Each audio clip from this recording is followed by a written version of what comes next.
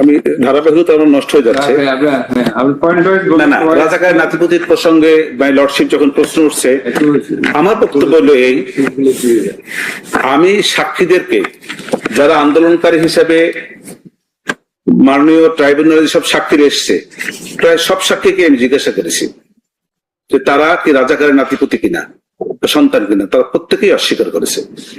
এই যে এইখানে এই জায়গাটা আমি এই সাজেশনও দিয়েছি যে ছাত্র জনতারা তারা এই জিনিসটা প্রাইম মিনিস্টারের বক্তব্যটা বুঝতে ভুল করেছে।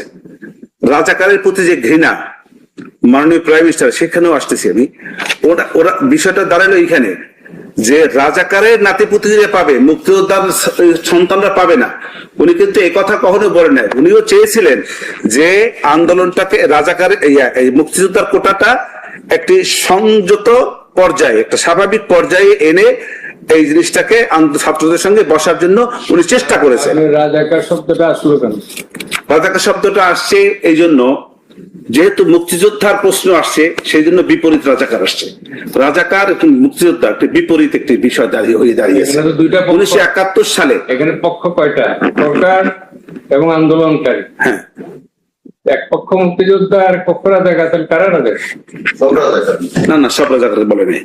এটা মাননীয় আদালতের আমি মনে করি মাই লর্ডশিপের এটা একটা ভুল কনসেপশন। তা আমি মনে করি মাননীয় লর্ডশিপ কি ধারণা করবেন বা কি সিদ্ধান্ত নেবেন, ইটস আপ টু ইউ, আমার না। আমি আমার বক্তব্যটা বলে যাচ্ছি যে নোট ওয়াইজ বলে, আপনি তো নোট করে এসেছেন তো। না, সে যখন প্রসঙ্গক্রমে আসে তখন তোমাকে বলতে হয়। আচ্ছা ঠিক আছে। উনি ছাত্রদেরকে রাজাকার বলেন, যারাই শুধু রাজাকার তাদের প্রসঙ্গেই বলেছে। ছাত্ররা তো রাজাকার ছিল না। এই যুগে এসে কয়জন রাজাকার আছে? এই যুগে এসে রাজাকার আছে কয়জন?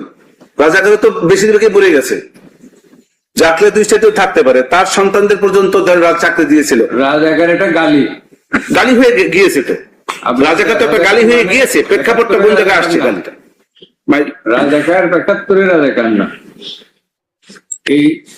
During the last 54 years, Razakar has been a gali.